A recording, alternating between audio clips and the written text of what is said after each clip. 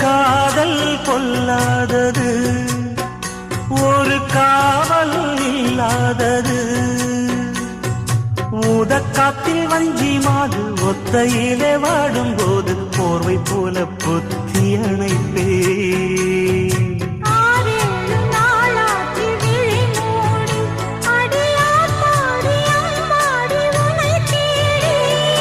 நீதானே மானே என் இளஞ்சோடி, உனை நீங்காது என்று